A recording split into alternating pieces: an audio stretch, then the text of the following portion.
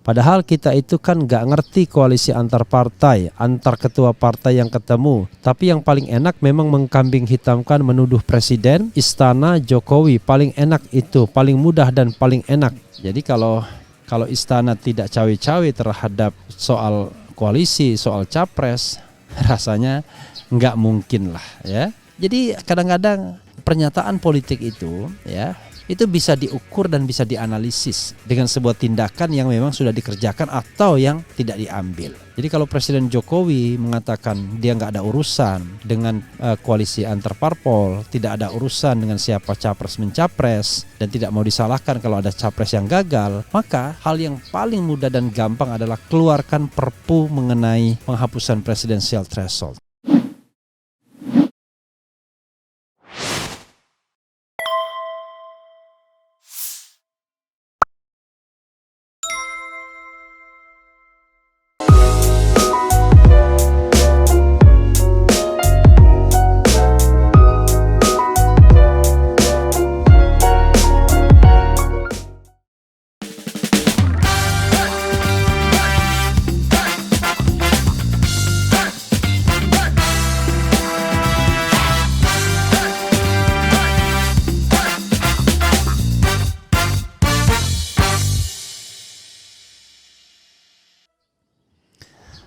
Assalamualaikum warahmatullahi wabarakatuh. Sobat RH sekalian, jumpa lagi kita di channel yang keren ini. Keren cadas ya. Kita mulai hari ini dari pernyataan Presiden Jokowi yang menurut saya aneh ya. Yaitu Jokowi _2, saya takut kalau ada yang gagal koalisi nanti istana dituduh. Kenapa harus mengeluarkan pernyataan ini? Makin menunjukkan bahwa istana memang terlibat dalam urusan, dalam tanda kutip, koalisi-koalisian ini. Aktif paling tidak.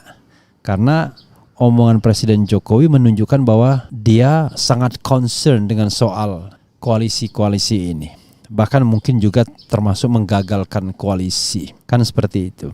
Jangan lupa dia menghadiri ulang tahun Partai Hanura, ulang tahun Golkar, ulang tahun Perindo, tapi tidak menghadiri acara ulang tahun dari Nasdem. Dan Surya Paloh juga tidak menghadiri pernikahan Kaisang. Bukankah itu menunjukkan indikasi bahwa istana turut campur dalam soal koalisi-koalisi ini, atau paling tidak istana turut campur soal siapa mendukung siapa.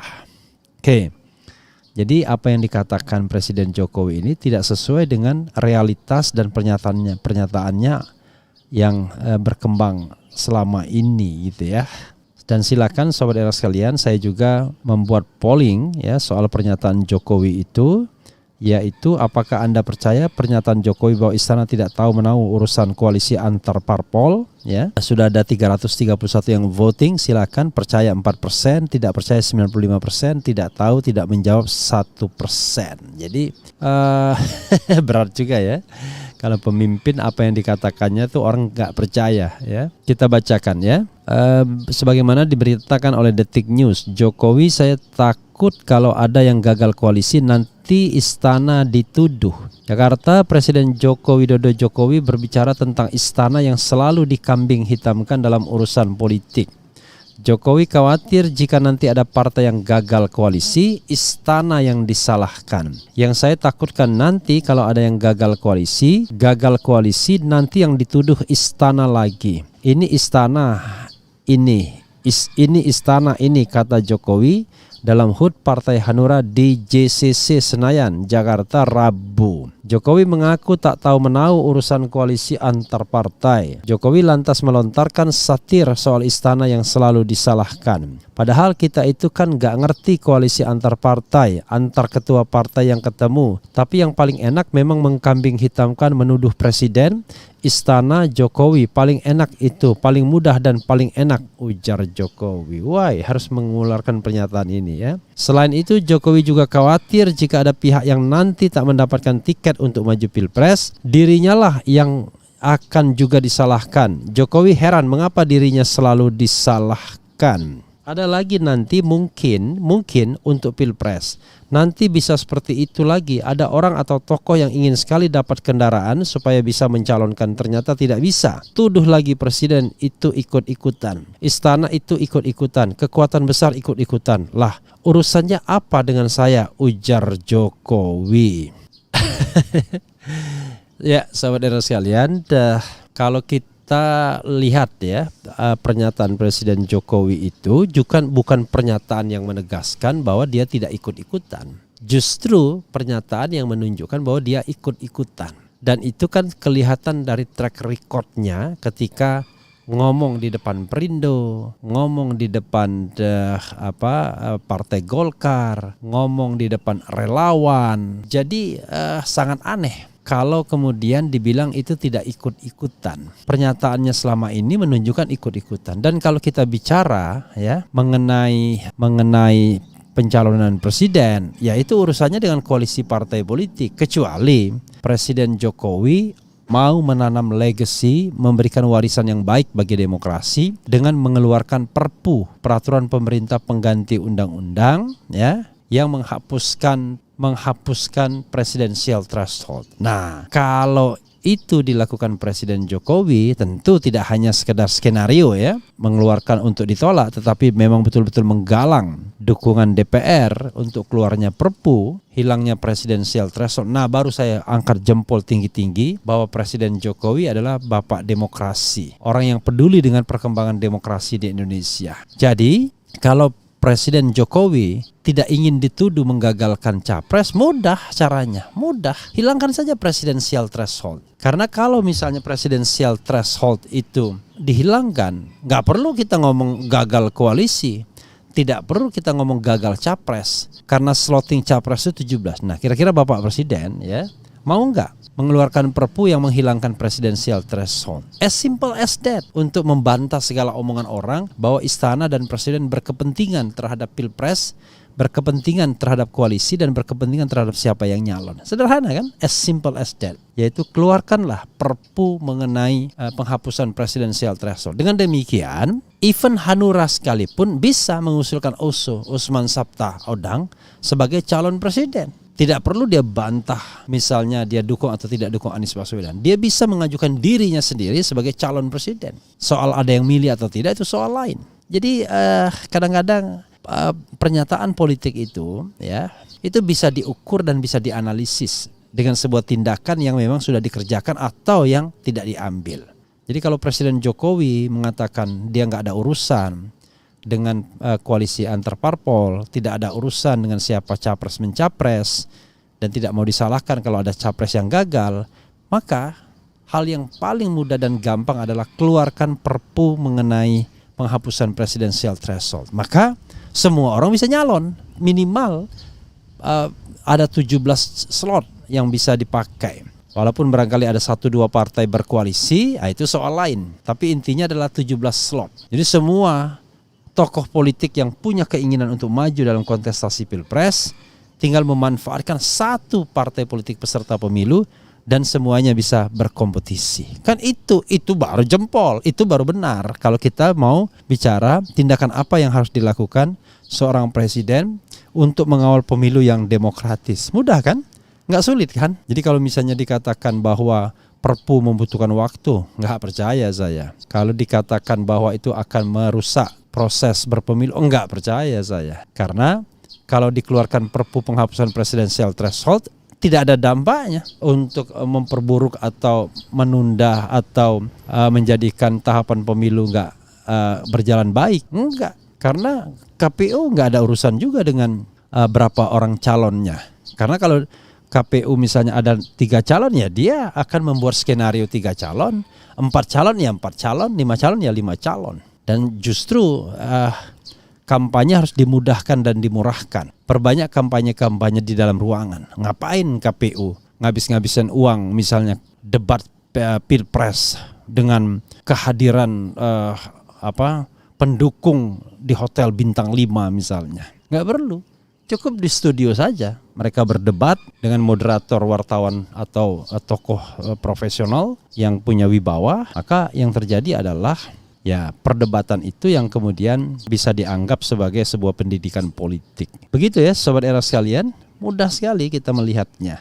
Jadi kalau istana tidak cawe-cawe terhadap soal koalisi, soal capres, rasanya nggak mungkin lah ya. Kecuali tadi Presiden Jokowi mengeluarkan perpu menghapuskan presidensial threshold. Nah, baru saya angkat tangan bahwa istana memang betul-betul ingin mendorong demokratisasi dan tidak ikut-ikutan dalam soal koalisi-koalisian, karena memang tidak diperlukan koalisi-koalisian lagi seandainya presidensial threshold itu dinolkan atau dihapuskan. Itu Sobat Era sekalian ya. Dan itu adalah langkah-langkah yang sifatnya oligarkis. Kenapa presidensial threshold dipertahankan yang logikanya sudah tidak ada. Logikanya justru menghalangi munculnya bibit-bibit pemimpin bangsa. Orang ribut, Ganjar jadi nyalon apa enggak, Anies jadi nyalon apa enggak, Prabowo jadi nyalon apa enggak. Karena semuanya gara-gara presidensial threshold. Kalau seandainya presidensial threshold dihilangkan, sudah jelas Ganjar sudah menjadi calon, yaitu akan dicalonkan oleh PSI minimal. Anies sudah menjadi calon, akan menjadi calon yang sudah dicalonkan oleh Nasdem. Prabowo akan menjadi calon karena sudah dicalonkan oleh Gerindra. Tapi ketiga orang ini gara-gara presidensial threshold harus tunggu partai mana lagi yang mendukungnya. Nah, pada konteks inilah oligarki bekerja untuk bisa menggagalkan koalisi mana yang mereka ingin gagalkan. Itu soalnya Pak Presiden ya. Jadi jangan pura-pura dalam perahu juga ya, pura-pura tidak perahu. Jadi jangan pura-pura dalam perahu, kura-kura tidak tahu ya. Kita balik. Oke, Sobat Era sekalian, itu yang harus kita pahamkan atau pahami ya. Polling kita baca sedikit ya. Apakah Anda percaya pernyataan Jokowi bahwa istana tidak tahu menahu urusan koalisi antar parpol? 1.500 yang voting sudah, yang percaya bilang 3%, tidak percaya 95%, tidak tahu tidak menjawab 1%. Jadi saran saya kepada Presiden Jokowi agar Pak Presiden dianggap betul-betul ingin demokrasi kita ini berkembang secara baik, calon-calon presiden bisa mencalonkan, itu saja. Keluarkan perpu yang menghapuskan presidensial threshold, nolkan presidensial threshold. Toh pendukung Bapak juga senang sebenarnya. Ya, seperti Ade Armando misalnya pernah mengatakan mendukung presidensial threshold, karena kalau presidensial thresholdnya tidak nol, Ganjar nggak bisa nyalon. Padahal bagi Ade Armando misalnya hanya Ganjar yang bisa mengalahkan Anies Baswedan. Nah, itu jadi fair. Pendukung Anies pun kemudian tidak pusing-pusing juga dengan apakah akan didukung oleh Demokrat atau tidak. Demokrat AHY bisa nyalon sendiri kalau seandainya memang dia ingin menjadi calon presiden. Jadi itu yang namanya politik demokratis, politik yang terbuka, pemilu yang jujur dan adil. Itulah yang namanya pemilu konstitusional kalau elit-elit politik mau memahaminya, mau mengerjakannya. Ya, tidak hanya paham tapi juga mau mengerjakannya, termasuk Presiden Jokowi sendiri. Oke, kita bacakan Sobat Era sekalian komentar Sobat Era terkait dengan isu ini ya. 2019 BUMN dikerahkan untuk dukung Joko. Jangan percaya omongan Presiden kok campuri urusan koalisi, orang netral Pak Kowe. Presidennya seluruh Indonesia, bukan presidennya relawan dan kelompok. Cari alibi. Masih aja bohong berkesinambungan, nggak ngerti apa yang selama ini dilakukan ya. Saya kira nggak heran kalau rakyat menyalahkan istana karena melihat apa yang selama ini dilakukannya. Mana mau pemerintah PT 0%. Nah, kenapa nggak mau? Hah?